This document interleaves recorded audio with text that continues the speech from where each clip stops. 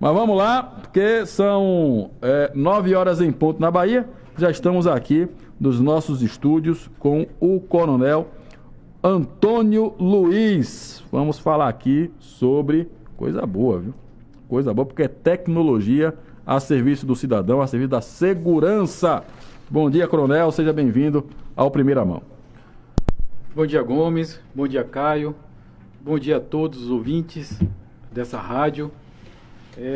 Gostaria de, inicialmente, exaltar a minha imensa satisfação e agradecer a oportunidade de estar aqui divulgando este livro, essa obra acadêmica, e ter a oportunidade de deixar, para a sociedade, para os jovens e para aqueles que desconhecem ou têm medo do assunto, para que possa se aprofundar em uma pesquisa científica, acadêmica, e que traz várias evidências, que desconstrói algumas narrativas, que deixam recomendações, que traz protocolo e que com certeza serve para esclarecer a população, para que ela faça uma ponderação daquilo que é dito com aquilo que realmente é.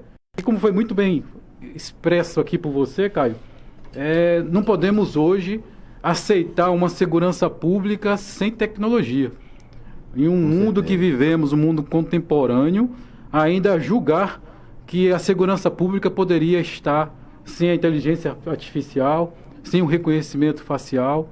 E, logicamente, que tudo tem o pró e o contra. Sim. E, nesse caso, existe o remédio. Basta que a gente utilize o remédio certo, na medida certa, para que as coisas funcionem como o estudo, como a pesquisa apontou, que de fato está acontecendo. Então, no lapso que aconteceu a pesquisa, no corte feito de 2019 até o 2024, que foi o período que foi analisado, o primeiro semestre de 2024, o resultado está aqui. Este é o resultado.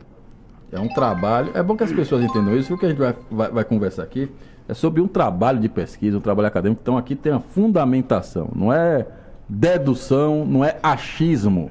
Não, o Coronel Antônio Luiz, ele se debruçou durante esse período para colocar os dados conquistados com essa pesquisa neste livro.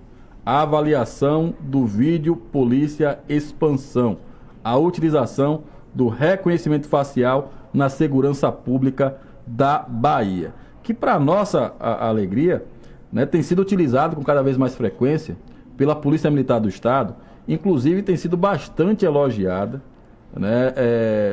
a nível nacional, a política de segurança pública, pelo menos nesta área, o uso da inteligência no combate ao crime. Nós recebemos aqui ontem, Coronel, o Major Anderson Messias, ele que é comandante da 95ª CIPM de Catu, e ele trazia para a gente justamente esse tema, da utilização da inteligência policial para conseguir uma melhor eficiência do trabalho da polícia na comunidade de Catu. E aí ele trouxe vários índices positivos em diminuição de homicídio, no aumento de apreensões de arma, apreensões de drogas, e falando justamente isso, da necessidade cada vez mais presente de se investir em inteligência para poder atuar contra a criminalidade.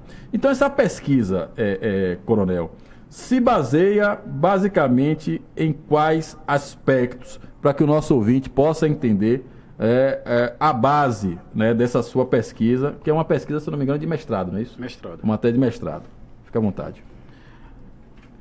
Inicialmente é importante falar e explicar que uma pesquisa acadêmica, como já foi muito bem dito aqui, ela não tem nenhum coro de agradar ninguém. Essa é uma pesquisa diferenciada, uma vez que o pesquisador teve acesso a informações que não estão no Google. Então, seria muito cômodo, por vezes, tentar defender algo que já está muito explícito na mídia, ou tentar estudar algo com a voz daquilo que é mais comum a gente escutar, que traz medo à população.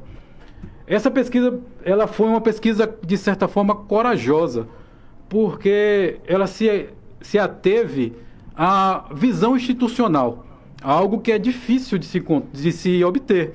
Até porque as instituições militares, normalmente, elas se preservam, no sentido de ter aquele receio de como essas informações serão utilizadas, de como é que vai ser o retorno para a sociedade, como é que vai ser interpretado por esse pesquisador e como é que ele vai divulgar, porque depois do divulgado você constrói algo solidificado que depois, para você desconstruir, é muito complexo. Graças a Deus a gente teve êxito, né, nesse primeiro aspecto da visão institucional, essa visão corajosa. Agradeço extremamente à Secretaria de Segurança Pública da Bahia por permitir, né, que esse pesquisador tivesse um livre acesso em diversos setores onde funcionam e onde acontecem o cerne dessa pesquisa, né, que é o uso da tecnologia do reconhecimento facial, tivesse acesso a documentações, a normas, fonte primária, realmente, e que me deixou bastante à vontade para que eu pudesse, de certa forma, inclusive, desconstruir algumas coisas. Porque como um cidadão também, que não tinha muito acesso profundo ao como funciona a política, eu também tenho bastante medo e receio, porque estamos falando de algo novo. Porque quando você começa uma pesquisa, você não sabe qual é o desfecho dela. Você muitas vezes, para quem não fez faculdade ou nunca fez uma pesquisa, né, você começa com uma ideia. E no processo de pesquisa, no processo de elaboração da pesquisa, você muitas vezes muda até o seu pensamento, o prévio que você tinha é justamente levado justamente pelos dados que você consegue ali e o que você consegue apurar diante do processo científico. E é isso que aconteceu, né, com relação a esse tema, né? Isso, e aí a importância, obviamente, da colaboração, não só da polícia, mas do Estado também, de liberar as informações, mesmo sabendo que aquele resultado poderia até ser, né, um resultado que não agradasse, obviamente, ao status quo. Mas é muito importante. Antônio, eu vou permitir, claro, obviamente, a gente vai bater esse papo aqui no programa, que você continue falando sobre esse tema, mas é porque tem aqui uma ligação de alguém que disse que quer fazer uma homenagem para você, antes até de você expor aqui a tese, a pesquisa, né? Que é o Juscelio de Souza Carmo, está aqui na linha com a gente. Deixa eu dar um bom dia aqui para o Juscelio, que quer participar da entrevista. Bom dia, Juscelio. Bom dia, Caio. Bom dia a toda a equipe. Bom dia especial aos seus seletos ouvintes. Caio, eu sou levado por dois motivos a atrapalhar um pouco aí a entrevista aí do coronel. Dois motivos. O primeiro é dizer a origem dessa pessoa que está aí. Eu até acho que as pessoas ouvintes vão se ligar mais quando souberem a fundo de onde é a origem dele. E também um incentivo a pessoas que vêm de baixo, como é o caso dele, e chegam onde chegaram. Eu digo chegaram porque também a família toda nos orgulha muito, viu, Caio? Ele é filho de Leão. Para quem não conhece, o Leão é irmão do Paulo, que chamam Paulo Preto, irmão do vereador Zé do Caixão. E por que é que eu sinto essa vontade de interromper a entrevista até de uma forma prejudicial? Deveria estar bebendo aí da sua sabedoria. Mas senti essa vontade, porque Leão, esteja onde estiver, tem que sentir muito orgulho das sementes que ele deixou plantado aqui na terra.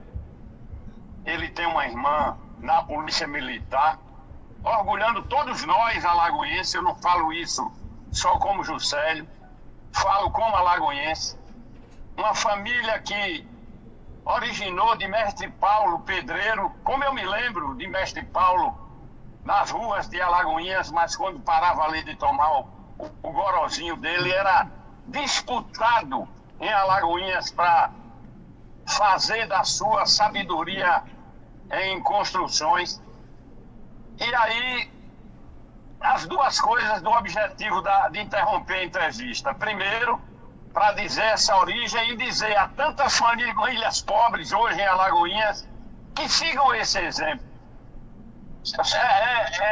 Exemplo, podia ter outro irmão dele, mas infelizmente numa micareta de Alagoinhas a irresponsabilidade e a violência levaram ao falecimento do irmão aí dele, e que tanto derrubou toda a família em termos de sentimento, porque pode ter certeza que seria outra pessoa orgulhando Alagoinhas e todos nós. Então, por mais que eu fale dessa família, é pouco, pelo desempenho dela, pelo orgulho que dá a Alagoinhas, pessoas que vêm de baixo e galgam posições que ele, como coronel, não se deteve a ficar só com aposentadoria. Foi fazer políticas ou pesquisa séria, pesquisas com dificuldade acadêmica, inclusive, chega no estado da Bahia num patamar de ser recebido pela Força de Segurança do Estado para passar seus ensinamentos para que a segurança pública no Estado venha só a melhorar. Então, como alagoense, como amigo irmão do pai dele, o nosso amigo Leão, não poderia deixar de prestar essa homenagem, até espiritualmente empurrado por Leão. E para dar esse exemplo, que as pessoas também que vêm de baixo, querendo, chegam onde essa família chegou. Parabéns, meu irmão. Parabéns a vocês, tendo isso a toda a família, para que vocês sirvam como exemplo para a sociedade tanto conturbada como nós temos nos dias de hoje. Obrigado, Caio. Obrigado mesmo, e que Deus continue nos abençoando a todos. Valeu, Juscelio, um abraço. Aí a palavra do Juscelio, viu? Já começou bem, viu, a entrevista.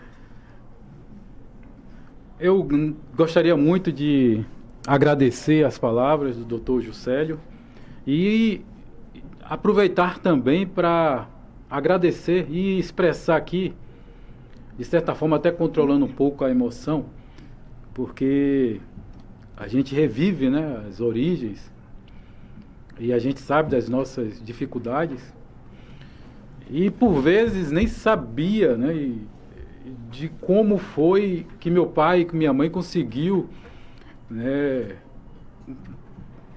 que 4 filhos continuassem estudando, tivessem educação decente e que galgasse como galguei, né, algo diferenciado, né, que é poder cursar a Academia Militar das Agulhas Negras em Resende, uma trajetória de 32 anos de serviço, e após isso, como coronel, descobri, né, que não foi só meu pai, não foi só minha mãe, não foi só a minha família, como estou aqui acompanhado do meu tio. Foram várias outras pessoas, várias outras mãos que por trás e de maneira silenciosa que de certa forma colaboraram para que tudo aquilo acontecesse. Acreditando em algo que ainda não teria como dizer qual seria o resultado. Mas eu posso dizer a todos esses que apoiaram e que acreditaram, que não só eu, mas meus irmãos e a minha família como um todo, são exemplo, né, de pessoas que aproveitaram a oportunidade e usufruíram da educação para, de uma maneira honesta, ética, crescer, mas não no sentido de crescer em grandeza como ser humano, em riqueza, mas crescer como pessoa, como ser humano, sempre com esse olhar de gratidão e com esse olhar de que aquilo que foi feito por mim, por meus familiares, ele também tem que ser feito por outros. E eu espero, assim, de alguma forma que esse meu legado de estudo, de dedicação, de profissionalismo, ele sirva de inspiração não só para os meus filhos, Fábio Miguel, minha filha Yasmin, mas que sirva para todos os outros que, como eu, começou de baixo e lutou, carregou gelo, ainda quando criança, nunca passei fome, graças a Deus, mas que enfrentou da maneira mais honrosa as dificuldades da vida, sempre cuidado e preservado pelos seus pais, poupado de certa forma, quando possível,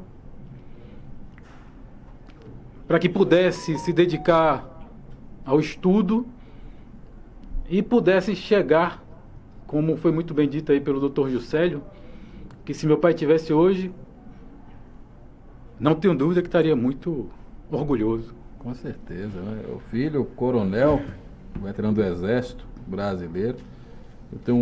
Meu avô foi do Exército há algum tempo, depois virou vigilante da Petrobras. E o sonho dele era ir para a Academia das Agulhas Negras, era seguir a carreira militar. Até hoje ele tem uma raiva do Jânio Quadros, né? Por causa do Jânio, o Jânio cortou pela metade o efetivo do Exército, ele foi cortado sem querer, né? Cabo Ramos, mas enfim, né? Deus tinha outro plano, outro plano para ele. Mas era o sonho dele, Antônio, coronel, ir para a Academia das Agulhas Negras. Sempre me falou isso. E você teve lá, você galgou, né? Apesar de todas as dificuldades, fruto do seu trabalho, fruto do seu estudo, fruto do trabalho dos seus pais, da sua família como um todo. E é interessante saber o seguinte: não é só porque a pessoa precisa estar no Exército, para comandar a tropa. Não. A gente tem que falar aqui do currículo do Antônio Luiz, que está aqui com a gente gentilmente, nos fornecendo um pouco da experiência e da inteligência dele, para que a gente possa discutir os problemas da nossa sociedade. Mas é bom a gente falar que ele é mestre em avaliação de políticas públicas pela UFC, mestre em Direito Constitucional. Então ele tem habilitação em Direito Constitucional, pós-graduado em Gestão Pública, além, claro, da graduação em Direito, pós-graduado também em Planejamento Estratégico e graduado em Ciências Militares. Esse é o currículo do nosso entrevistado de hoje, além, claro, de ser autor do livro A Avaliação do Vídeo Polícia Expansão, a utilização do reconhecimento facial na segurança pública da Bahia, que nós estamos discutindo aqui no programa.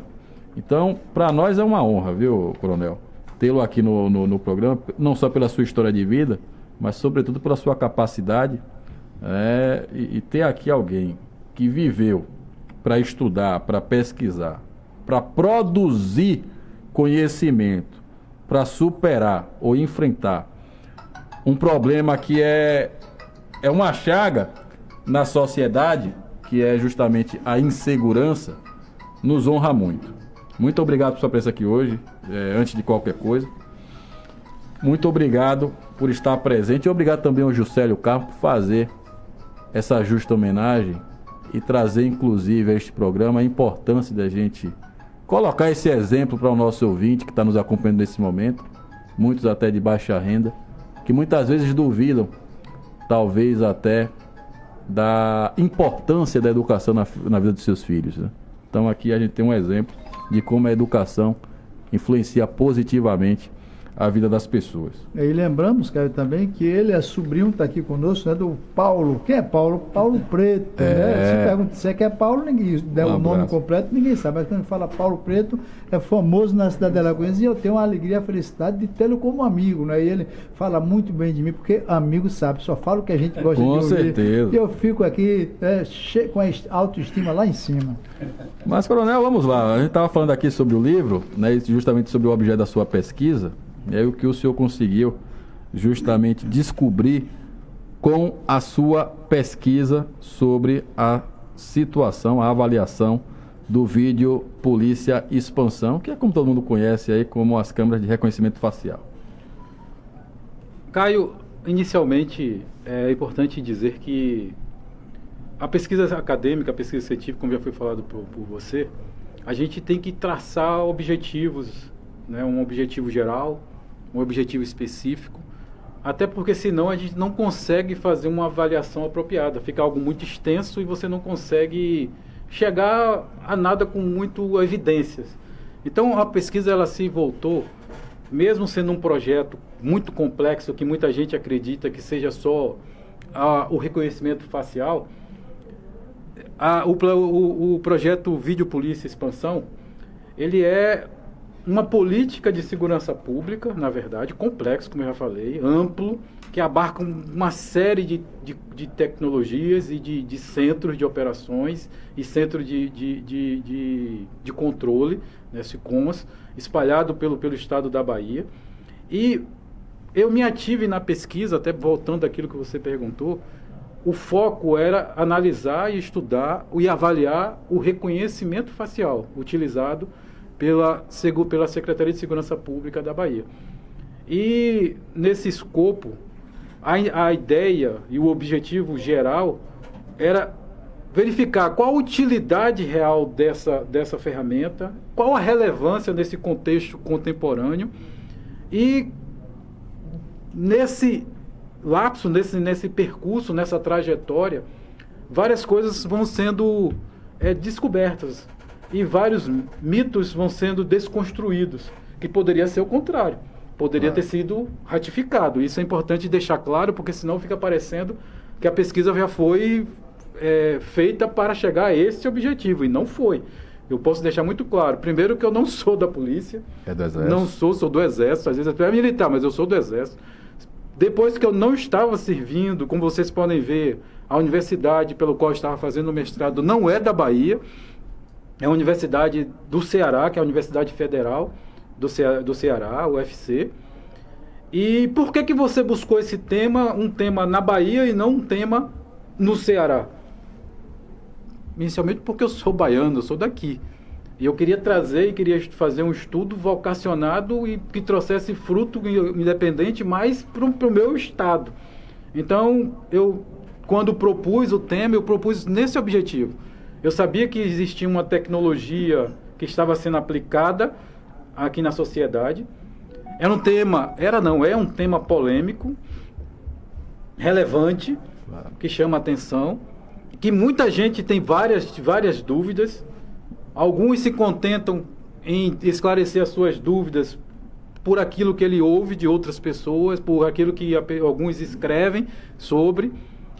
E hoje, né, após a conclusão dessa pesquisa, eles têm um livro, algo acadêmico, algo científico, algo feito com metodologia e sem nenhum tipo de partido. Na verdade, uma pesquisa que visa o bem comum, como você já trouxe até aqui, e visa realmente não destruir a política. Isso também é importante deixar claro, porque às vezes a gente fala de avaliação de políticas públicas e muito gestor tem medo. Porque ele acha que quando ele vai ser avaliado, a sua política vai ser avaliada, vai para destruir aquela política, vai para encontrar erros, falhas e ser criticados. E não, a intenção da avaliação de políticas públicas é analisar realmente, é verificar realmente, mas sempre com aquele desejo e com aquela intenção de aprimorar. Essa é a palavra certa, de aprimorar. O que pode ser melhorado nessa política? Logicamente que vai ter situações em que o avaliador vai dizer: essa política nasceu de uma forma incorreta, ela não tem sustentabilidade e ela precisa ser reconstruída, reformulada, para que ela consiga atender os objetivos para os quais ela se destina. Não é o caso dessa política. Então, quando foi feita a avaliação do projeto Vídeo Polícia e do reconhecimento facial, na verdade, eu como pesquisador me deparei com uma grande quantidade de informações e grande quantidade de dados que vão sempre contra o uso do reconhecimento facial no órgão de segurança pública, por várias coisas, e que acredito até que a gente vai se der tempo de discutir aqui, sobre privacidade, sobre viés racista, sobre inúmeras outras coisas, o abuso de autoridade, várias coisas. Todas essas discussões estão presentes nesse livro. Todas as discussões foram trazidas e muitas delas foram desconstruídas aqui. Eu não vou dizer para vocês que o uso do reconhecimento faciais não pode ter o viés racista. Pode. Neste caso aqui, não. E eu digo por quê. Eu digo porque quando a gente vai estudar a fundo, você vai ver que, apesar de ter sido treinada por uma pessoa, por um ser humano, e por isso que a gente fala que o viés racista da tecnologia, ela pode acontecer, porque são pessoas que colocam os dados e as informações. Sim. A depender de como essa pessoa vai treinar o algoritmo vai ficar enviesado ou não. Isso aí, o racismo que eu digo, não é de cor, é de qualquer coisa que seja colocado pela pessoa humana que está Ou seja, treinando. O problema não é da tecnologia, é de quem está operando a tecnologia. Muito bem, perfeito. O problema é de quem está operando, não, e quem está fornecendo os dados, treinando a tecnologia, o algoritmo. Esse é que tem que ser fiscalizado. Como é que está sendo feito esse treinamento? E aí, uma coisa que é muito interessante, que eu também descobri quando estava pesquisando, é que não existe a possibilidade de, no caso, o reconhecimento facial usado pela Secretaria de Segurança Pública, ele ter viés. Por que não existe? Se ele foi treinado pelo humano, como você mesmo disse. De escolher quem é que ele vai reconhecer no meio da multidão. Pois bem, isso não acontece porque, na verdade, o algoritmo ele vai buscar quem vai ser procurado e vai ser tirado da invisibilidade de um banco de dados do Conselho Nacional de Justiça, que é o Banco Nacional de Monitoramento de Prisões, onde estão catalogadas todas aquelas pessoas que devem ser encontradas, que têm algum tipo de dívida com a Justiça, que já existiu o devido processo legal, que ele já foi condenado, ou de certa forma está aguardando, e deve ser encontrado pela Justiça. Então, na verdade, a tecnologia ela está fazendo um favor, ela está ajudando a polícia. Porque imagine nós como pessoas, num banco de dados, se a gente for pegar hoje, se eu falar assim um valor hoje, eu vou estar propício a cometer falhas. Por quê? Porque muda, é muito dinâmico. Insere-se dados de pessoas que acabam de entrar no sistema, assim como se tira daqueles que cumpriram, de certa forma, e deixaram de fazer parte. Então ele muda. Mas eu posso dizer que é um valor elevado de pessoas que se encontram nessa situação. Tanto no Brasil, de uma maneira geral, como no próprio estado da Bahia. Se a gente entrar aqui no sistema agora, a gente consegue dizer mais ou menos quantas pessoas hoje são foragidas ou são procuradas, que são terminologias parecidas, mas que diferem. O procurado é aquela pessoa que deve, mas não está escondido. Do ponto de vista de efetividade, coronel, o reconhecimento facial, qual é o índice de efetividade dele no reconhecimento do procurado? Ele alcança um índice satisfatório? Existem erros no reconhecimento, às vezes, vamos dizer, confundir, porque tem muito isso, né?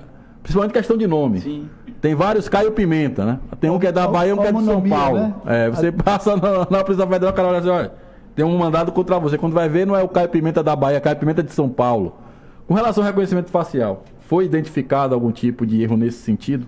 Uma das coisas que isso aí também é muito importante, e por isso que talvez um tema tão polêmico, e é importantíssimo esclarecer, o reconhecimento facial, ele não só, ele foca na pessoa, e todos nós somos únicos. Sim. Então nós temos nossos traços geométricos, as distâncias da face, e é isso que o reconhecimento alerta, e esse é um outro ponto importantíssimo. A máquina, a tecnologia alerta, ela não prende ninguém. Então existe, além da tecnologia, que dá um índice de similaridade de mais de 90%, isso, imagine um ser humano dizer que viu alguém que ele consegue garantir com mais de 90% que aquela pessoa é ela mesma. Não existe. É humanamente impossível. A máquina não, ela consegue. Porque ela consegue fazer, matematicamente, ela consegue dizer que aquela pessoa, com mais de 90% de certeza, é aquela pessoa procurada. Mas aí você me pergunta, sim, mas aí não pode ter erro? Pode. E quem vai dizer se o erro existe ou não? O ser humano. E é isso um dos pontos fundamentais da pesquisa. E ela esclarece. Por que na Bahia ainda não existe um caso de erro? De que a pessoa foi preso por causa da tecnologia? Por causa dos protocolos. Antes, o sistema ele dá o alerta. Ele dá o alerta. Aquela pessoa que passou está no banco de dados e tem mais de 90% de que seja ela. Aí cabe, a partir daquele momento, ao ser humano, em quase 4 estágios, 4 pessoas que vão certificar-se de que realmente aquela pessoa é ela. O início, logo quando alerta, lá no centro de operações, vai ter uma pessoa, um supervisor, que de imediato vai olhar e vai checar aqueles dados, conferindo, verificando se aquela pessoa, como foi dito aqui, o nome de pai, de mãe, verifica tudo, faz um cheque.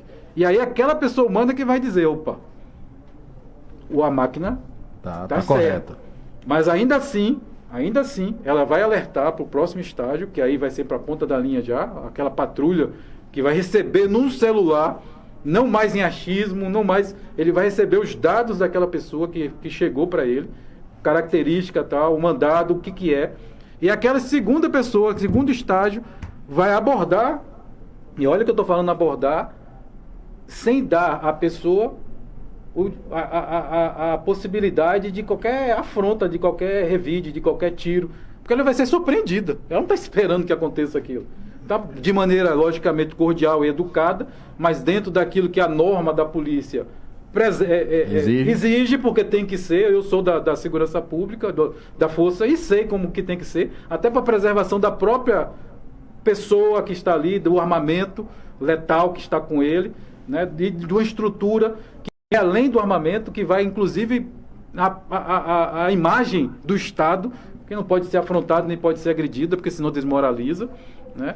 E aí aquela pessoa vai fazer a abordagem, com todo respeito, verificar, vai checar as informações, vai confirmar os dados, e aí vai mais um passo, ele vai levar para um outro ser humano, né, que vai na delegacia, mais uma vez na delegacia, verificar se o mandato está vigente, se houve alguma atualização daquele mandato, se é o caso, se ainda tem pendência e realmente ele tem que ser preso. E só depois de todo esse processo é que, se tudo for confirmado, aí sim a pessoa vai ser, vamos dizer assim, conduzida à prisão. A prisão. Então essa situação aí, pessoal, mas o reconhecimento pode ter erro, né? Levar alguém porque é negro, porque está preto, pobre da periferia. Isso daí, na pesquisa, a pesquisa não identifica esse tipo de situação, porque tem a conferência também do homem, né? A máquina apenas faz um alerta. Isso é muito importante,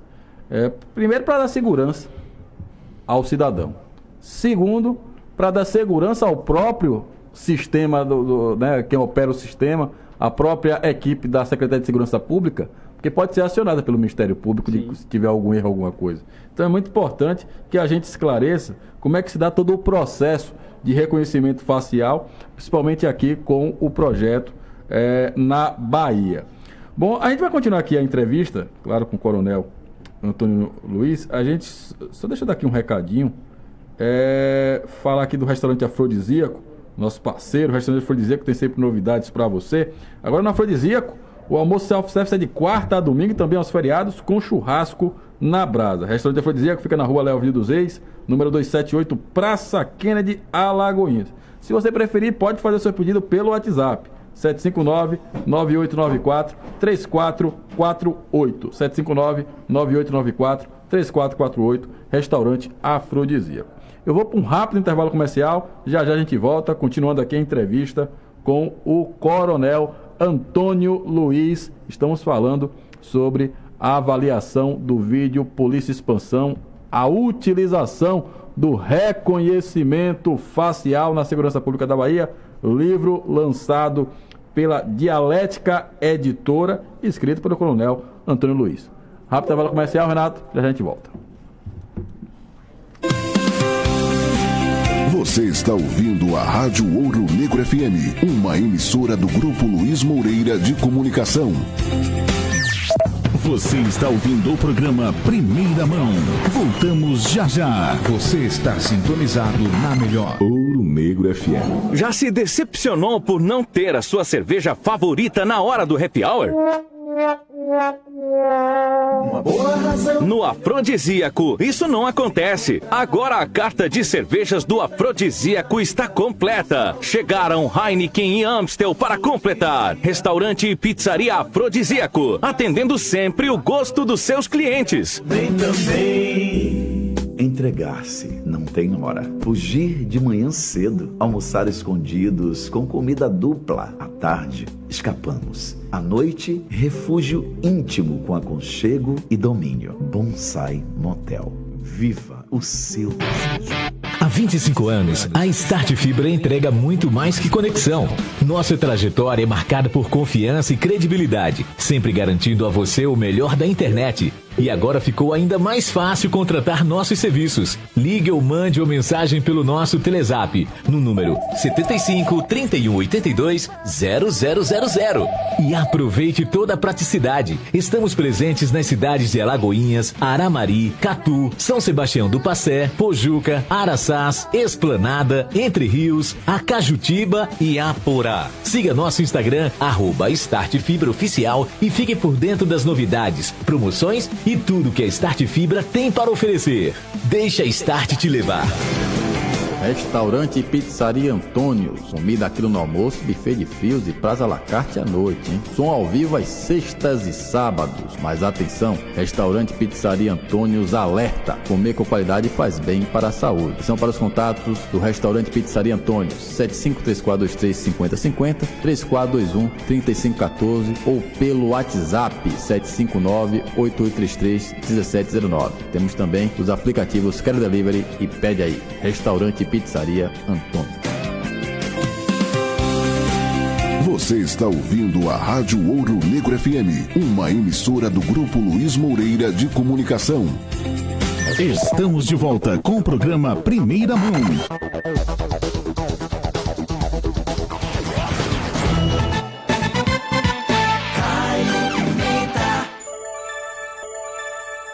Ok, 9 horas mais 38 minutos na Bahia, 9h38.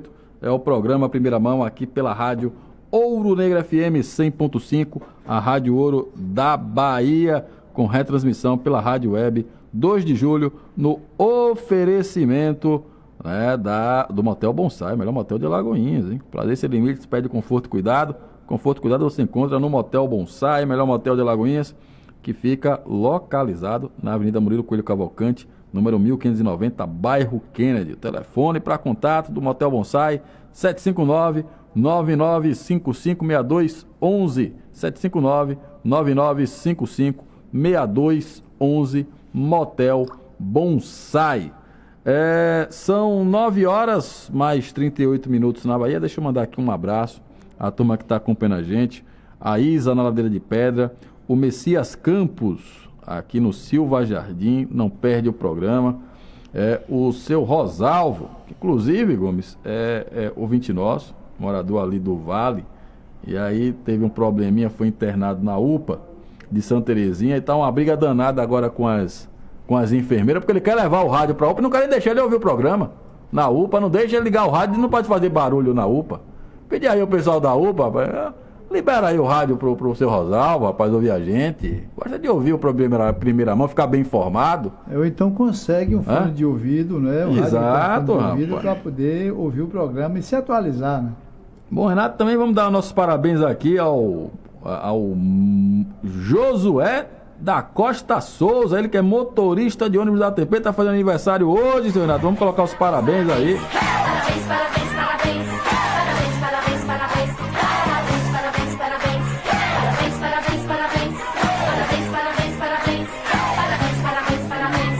É seu aniversário, todo mundo feliz. Só pra vela, corta o bolo, brigadeiro e pede bis. Aí o Josué, um abraço. Mandar aqui um abraço também pra todo mundo que tá acompanhando a gente. O Josenildo, a Risélia tá mandando um bom dia. Acho que é sua tia, viu, coronel? Tá aqui mandando um bom dia. Ela parabeniza inclusive seu livro aqui. O José Carlos Santana, José Carlos da Astec Contabilidade, a turma aqui acompanhando a entrevista. O Gil Alagoinhas manda um bom dia.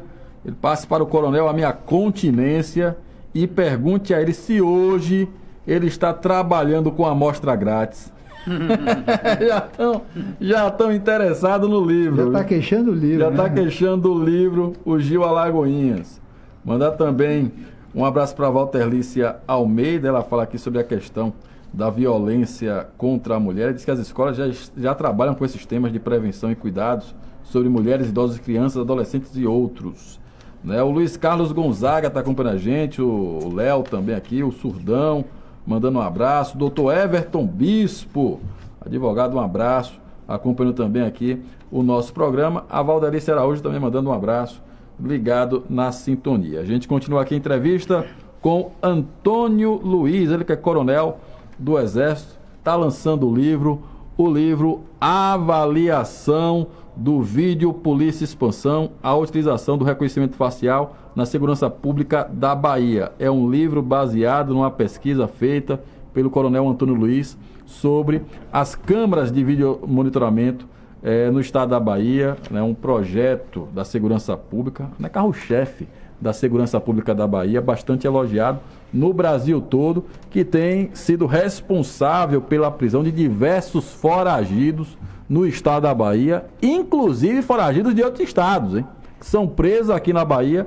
devido a essas câmaras de reconhecimento facial, vídeo monitoramento de reconhecimento facial. Ô Caio, diga, inclusive é um golaço aí da Secretaria de Segurança Pública da Bahia por ter instalado as câmeras em diversos pontos, não só de Alagoinhas, como também de outras cidades aí da nossa região, e tem tirado de circulação muitos criminosos. Parabéns aí à Secretaria de Segurança Pública da Bahia.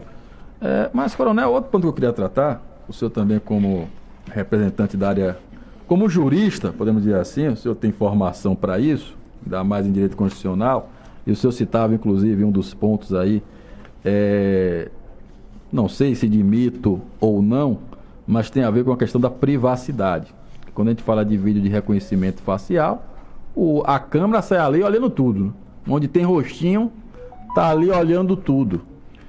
E nesse momento da atualidade, em que tudo é questionado, os limites da tecnologia, sobretudo com relação a como isso afeta, né, os direitos, né, do cidadão, do ser humano, entre eles o da privacidade, o que foi que a pesquisa identificou com relação a uma possibilidade desse sistema de vídeo monitoramento e reconhecimento facial de alguma forma violar a privacidade do cidadão? O que é que a pesquisa identifica nesse quesito? Sobre esse assunto, é um outro tema polêmico, né, da política de segurança pública, e que também foi enfrentado na pesquisa, e isso é um fator que eu acho assim, muito interessante, né, ter a coragem de enfrentar esse tema. E a primeira coisa que a gente deixar claro no que tange a direito constitucional é que nenhum direito é absoluto. Isso a gente tem que ter a ciência. Não existe um direito absoluto. Principalmente quando a gente fala de algo que eu falo algo que é individual e coletivo. Então eu estou falando de segurança pública, eu não estou falando de segurança de uma pessoa. Eu estou falando da segurança de uma sociedade, né, de várias pessoas. Isso quer dizer que isso dá o direito de não ser respeitado o direito individual à privacidade? Logicamente que não. Logicamente que não. O que eu estou querendo trazer é que a sociedade não pode se abster de utilizar a tecnologia com medo do que pode estar acontecendo com a sua privacidade. A pesquisa ela deixa claro que os indivíduos que não estão no Banco de Dados Nacional de Monitoramento de Prisão, eles são pessoas invisíveis para a tecnologia. Quem é que é visível para a tecnologia? Aqueles que são invisíveis para nós, pessoas de bem. Que pode estar aqui, poderia estar em qualquer ambiente por aqui. A gente está sentado, quem está no transporte urbano, ao seu lado, alguém que está devendo, a justiça, um homicida, um feminicida, um latrocida. E para mim seria uma pessoa invisível, que eu estou olhando, mas não vou saber.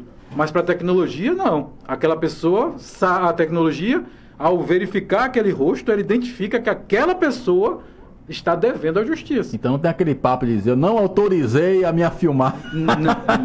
Mais ou menos. Do bandido dizer, eu não autorizei a minha imagem ser gravada aí pelo vídeo monitoramento. Eu quero o direito à minha privacidade, né? A gente vai sempre fazer, quando a gente fala de direitos, né? A gente tem que fazer sempre aquela ponderação. O que é mais importante para mim como cidadão hoje? O acesso das vídeos, da tecnologia, do reconhecimento facial nas ruas, nas áreas públicas, para uma pessoa de bem, que não tem o que tem medo, não está fazendo nada de errado, ou o risco de me deparar, ou de me encontrar e de ser surpreendido por alguém que realmente é perigoso e que realmente quer que aquilo não funcione, que aquilo não exista. Porque enquanto isso acontecer, ele é invisível para a sociedade. Porque quem é de nós que fica acessando o banco de dados de monitoramento de prisões para saber quem é fulano, cicrano, porque é um dado aberto. Isso é uma coisa que tem que deixar muito claro. Então esses dados que a polícia tem acesso é aberto. Qualquer cidadão, se eu entrar aqui agora, você, qualquer um que queira, é só entrar, botar aí o site do BNMP 3.0, na minha época que eu fiz a pesquisa ainda era o 2.0, agora já é o 3, é o mais evoluído ainda, já está um passo à frente de evolução, né? E eu vou conseguir ver quem são as listas das pessoas que devem, a quantidade, os dados. Só que tem uma diferença entre eu, pessoa, de ver a lista e identificar aquela pessoa na rua, e a tecnologia que faz o confrontamento de milhões de faces ao mesmo tempo, e automaticamente ela, quem não deve, é invisível, passa por ela como se nada tivesse acontecendo, está andando e nada está acontecendo porque ela não tem a intenção de observar aquela pessoa, porque ela não deve nada. Agora, quando essa pessoa está contido no banco de dados, com a pendência com a justiça, essa pessoa é alvo. E isso a gente pode dizer que, então falando sobre privacidade, nessa ponderação, e como mestre em direito constitucional, eu me sinto assim, bastante à vontade para falar isso, esse conflito de interesse, não há como dar prioridade ao direito individual daquele que acha que a sua imagem não pode ser vista, que ele não autorizou, com aquele direito coletivo das pessoas, ainda mais no contexto que vivemos hoje, de insegurança, de facções, de crime organizado, de deixar de utilizar uma tecnologia como essa. Principalmente, e aí que eu vou dizer o porquê que a pesquisa chega ao consenso de que o que está sendo feito está dentro da constitucionalidade, porque ele respeita a norma. Ele está amparado na LGPD, na Lei Geral de Proteção de Dados, ele está amparado em várias normas internas. Se você pegar o referencial do livro, tem inúmeras várias normas do federal e estadual que amparam o uso da tecnologia. Justamente para não haver questionamento jurídico, né, por parte da defesa, dos condenados, né, ou dos foragidos, melhor, que são identificados pelo sistema. Positivo. Da mesma forma que estabelece quais são o procedimento que deve acontecer, quais são as credenciais das pessoas que têm acesso àqueles dados, como é que aqueles dados devem ser utilizados e para que elas devem ser utilizados. Então, tudo está amarrado. Então, às vezes, e é por isso que a atitude da Secretaria de Segurança Pública de permitir que houvesse essa pesquisa, mesmo com esse sentimento, às vezes, de medo de como é que vai ser o resultado final, na verdade, ele trouxe um produto que hoje lhe dá uma tranquilidade, uma legitimidade da sua política. Porque alguém de fora, um acadêmico, que passou por uma banca de professores, né, que avaliaram e verificaram que toda a metodologia que foi adotada está coerente e todo o processo que foi feito atende os requisitos científicos. Então, assim, hoje eles têm uma tranquilidade de, quando abordado por quem quer que seja, com qualquer que seja a narrativa, ele dizer, você está falando, mas qual é o fundamento científico que lhe garante que a gente fere ao direito da privacidade de alguém? Na verdade, o direito da privacidade que vai estar sendo ferido nesse caso é daqueles que devem. Mas aí fica o questionamento, e cada pessoa tem que fazer a sua ponderação, de verificar se essa pessoa tem um direito maior, se ela deve à justiça, se ela tem um direito maior do que você e eu, que somos cidadãos de bem. Isso é muito importante tratar disso, porque talvez o nosso ouvinte, um homem comum, uma mulher comum, pô, cara, você está falando uma coisa óbvia, como é que uma câmera está filmando alguém e alguém vai arguir isso na defesa de que o vídeo monitoramento está infligindo a privacidade, é porque você não conhece o advogado mesmo. O papel do advogado é justamente jogar as teses e a fundamentação para, de alguma forma, descredibilizar quem está acusando. Exatamente. E muitas vezes joga o barro e cola na parede. A gente viu recentemente um caso no Tribunal de Justiça de Minas Gerais de desembargadores que quiseram avalizar o caso de um rapaz de 35 anos com uma menina de 12. Um relacionamento. Que, obviamente, era uma situação absurda, porque a lei é clara, e nós tratamos, inclusive, isso aqui no programa, de que relacionamentos, né, com menores de 14 anos é estupro de vulnerável, não tem para onde correr. Né? Então, o cidadão... Mas aconteceu essa decisão, que muita gente estranhou, mas acontece diante da defesa feita, inclusive pela Defensoria Pública do Estado de Minas Gerais, que estava cumprindo o seu papel, obviamente, de defender o cidadão. Todo mundo tem direito à ampla defesa, inclusive quem comete os crimes. Né? Infelizmente, a gente tem que conviver com isso, são as burocracias, né, da estrutura jurídica brasileira, que a gente tem que aceitar. Então, é importante a gente trazer essa avaliação e também trazer e colocar isso no aspecto científico, porque tudo isso aqui é até uma arma que a Secretaria de Segurança Pública e até a própria promotoria tem para justificar justamente as prisões, né, as detenções feitas com base no que é fornecido pelos vídeos de monitoramento. Agora, você também falou aqui uma situação importante, Coronel, que é o uso do algoritmo, que agora tem sido, inclusive, muito, muito discutido, porque dizem que o algoritmo pode beneficiar algo em detrimento de outro. A gente vê muito isso no YouTube, TikTok, essa briga aí de esquerda e direita, que diz que o algoritmo do TikTok favorece os conservadores, o algoritmo do YouTube e os bolsonaristas. Cara, tem esse negócio todo. Né, de que o algoritmo favorece uns em detrimento de outros. O vídeo monitoramento, ele também usa algoritmos. E aí a gente vem para essa situação da transparência do equipamento, né, ou do programa, melhor dizendo, de vídeo monitoramento por reconhecimento facial. A pesquisa identificou algum ponto de falha na transparência ou no uso do algoritmo no processo de reconhecimento facial daqueles que estão sendo procurados pela Justiça? Uma excelente pergunta, Caio. E cabe dizer que o que você falou é um fato, e inclusive foi trazido aqui logo no início das minhas palavras, né, que quem alimenta, quem treina o algoritmo são pessoas, são seres humanos. E por isso que em qualquer tipo de sistema de uso, né, de tecnologia, deve sim existir uma fiscalização muito forte e bastante transparência, né, no uso dessas informações, para que o cidadão de bem se sinta seguro. Exato. De como está sendo utilizado aqueles dados e aquelas informações. Quando a pesquisa é realizada, e isso é um fator em que a população ela pode ficar muito tranquila, ela se debruçou nesses aspectos por ser pontos chaves da pesquisa e conseguiu constatar e trazer evidências, né, que nesse caso do uso do reconhecimento facial pela Secretaria de Segurança Pública da Bahia, isso não acontece. E por que você pode me perguntar, e por que você pode dizer isso com tanta segurança?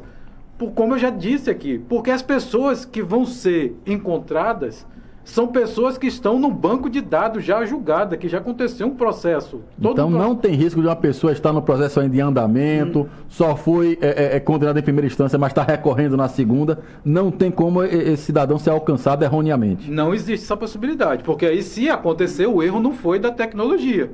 O erro foi de quem lançou no banco de dados. O humano que colocou antes do processo findar. Às vezes até foi falado aqui, da possibilidade do alerta, não do erro, do prender, isso não aconteceu, mas de alerta, do sistema alertar. E quando for verificado, aquela pessoa que foi alertado não devia mais a justiça. Acontece. E poderia causar um erro? Poderia. E por que não acontece na Bahia? Por causa dos protocolos. Então, como a gente falou que existe filtros de pessoas, deixa de existir. A máquina ela passa a ser alguém que potencializa, a tecnologia passa a ser a ferramenta que potencializa o trabalho da polícia. Ou seja, em último caso, se tiver algum erro, não foi do sistema, foi de quem estava operando o sistema. Ou seja, o sistema não é o problema. Se surgir algum problema, seria quem está executando ou programou o sistema. Ou não fiscalizou. Ou não fiscalizou. Sistema. Então, se por exemplo, acontecesse, que eu não quero que aconteça, logicamente, né, uma coisa dessa, de alguém ser preso. Também a gente nunca viu o caso até agora, pelo menos caso público de erro do sistema, até agora não surgiu publicamente, pelo menos. Não tem, assim, até a época e o que eu venho acompanhando, porque a gente pesquisa, mas você também vem acompanhando, porque você defendeu, no caso aqui, algo, e você não quer ver a sua história, sua trajetória sendo maculada, e a gente vai acompanhando.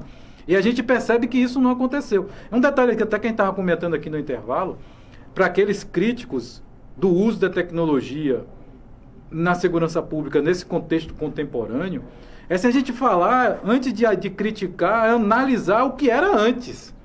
Como é que era antes?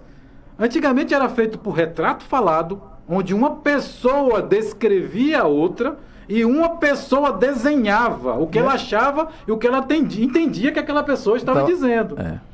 Pior, em outra instância, era feito acariações, onde eram colocadas pessoas em um sistema de vidro e alguém que foi vítima, movido por uma emoção ainda, identificava entre aqueles quem é que ele dizia que foi o culpado. E muitas das vezes, como foi trazido aqui, que ele trouxe o caso de uma pessoa que, numa situação dessa, de antigamente, ficou presa por quase 40 anos, por injustiça. A tecnologia não vai errar dessa forma. E se errar, ainda tem a validação de pessoas com sentimento e com possibilidade de verificar e checar aqueles dados. Os protocolos, chamados todos os protocolos, e verificar que realmente aquela pessoa, se é ela ou se não é, se o mandado está vigente ou não, para que a partir dali seja feito aquilo que deve ser feito, que é tirar aquela pessoa, aquele cidadão que deve, e conduzi-lo para que ele seja ressocializado, como dita nossa Constituição e como dita o Estado de Direito Democrático, que é o Estado que vivemos. Certeza. Coronel, eu queria agradecer sua presença aqui. Infelizmente, olha, o tempo voa. 9h58 na Bahia, o programa vai até às 10. Tinha muita coisa para a gente tratar do livro. Né? É um livro, obviamente, extremamente interessante. Pelo que a gente já tratou aqui, que foi apenas um pedacinho, né? O resumo do que traz esse livro, que é uma avaliação completa sobre o sistema de monitoramento do Estado da Bahia, monitoramento facial, de reconhecimento facial, que é algo novo, que tem estado aí nas festas, carnaval, festas de rua. No Bahia, aqui em Alagoas teve, o reconhecimento facial, micareta quando tinha aqui também. Então, é a arma do governo do Estado para identificar, né, criminosos foragidos do Brasil todo, que porventura vem para a Bahia para querer esculhambar, achar que aqui é terra de ninguém, e estão sendo pegos aí pelo sistema de vídeo monitoramento e reconhecimento facial. Queria lhe parabenizar, viu, Coronel, pela sua pesquisa de grande relevância. Eu espero, inclusive, que a própria Secretaria de Segurança Pública do Estado da Bahia tenha acesso a ele, e aqueles, claro, que de alguma forma estão inseridos nesse contexto, Polícia Militar, Polícia Civil, para que possam ter noção daquilo que eles utilizam, né? Daquilo que eles se fornecem até para fundamentar um inquérito, enfim, para poder executar uma prisão. E é um livro com certeza muito interessante. É Avaliação, Vídeo, Polícia e Expansão, a utilização do reconhecimento facial na segurança pública da Bahia, da editora Dialética. Muito obrigado, viu, Coronel? Caio, eu sei até por causa do horário, vou ser bastante curto, né? E mais uma vez agradecer a oportunidade, dizer do meu sentimento de gratidão por muitas pessoas e pela cidade de Alagoinhas. Não nasci em Alagoinhas, sou soteropolitano, mas meu coração é daqui. Minha vida toda foi aqui, vim para cá criança, pequeno, né, bem pequeno. Nem me lembrava de Salvador, de tão pequeno que vim para cá. Me criei, toda a minha infância, toda a minha adolescência foi aqui em Alagoinhas. Dizer que este livro, como você falou, eu considero algo assim muito interessante para a sociedade, para a Secretaria de Segurança Pública, para os gestores de maneira geral, porque para que eles tenham a oportunidade de entender, aqueles que não têm acesso, para que eles tenham a oportunidade de realizar sua reflexão crítica a partir de dados científicos e não de achismos. E eu vou aproveitar e encerrar lendo aquilo que coloquei aqui para os dois, como uma dedicatória aos radialistas, né, ao Caio Pimenta e ao Gomes. Entrego esta obra nas mãos do profissional que atua como agente transformador da sociedade. Certo que fará sua parte, utilizando o rádio e suas novas mídias para informar, educar e conectar, mantendo a credibilidade como seu pilar fundamental. Então assim eu encerro minhas palavras. Obrigado. E de coração agradeço, com a certeza de quanto esses dados, o quanto foi produtivo para pessoas que tinham medo, pavor, e que de certa forma iam até contra algo que estava acontecendo. Conheciam, né? Ou não conheciam. Ouviam falar e não sabiam como é que funcionava. Isso. E agora eles têm essa disponibilidade. É o ouvinte que mandou a mensagem. Diga a ele que ele ganhou um livro que vai ser deixado aqui. Alô, Gil Alagoinhas. Pode vir aqui pegar, viu? Quem não chora não mama, né, Gil? Muitíssimo obrigado. Isso é o mínimo que eu posso fazer. Tá? E me coloco à disposição, não só das rádios, mas dos gestores, de quem precise, para palestra, para informar da universidade, para que a gente possa divulgar, para que a gente possa informar e para que a gente possa motivar outras pessoas a fazerem algo assim, produtivo, algo que seja útil para a sociedade como um todo. Então, muito obrigado e fiquem com Deus. Eu não poderia me furtar, porque senão hoje é o aniversário da minha esposa Milene. Opa! E eu gostaria aqui em rede, né, expandindo aí para Alagoinhas e para toda a Bahia, quiçá para alguns locais aí do Brasil, dizer a você, meu amor, que eu te amo, que você é uma mulher maravilhosa, que eu agradeço muito pela sorte de ter encontrado e por você estar comigo desde 1993. Rapaz, hoje tem comida especial em casa, depois desses parabéns aí, vai caprichar no amor. É importante dizer, Caio, que ao lado de um grande homem sempre tem uma grande mulher. Muito, é verdade mesmo. Isso é verdade. Muito obrigado pelo fecho.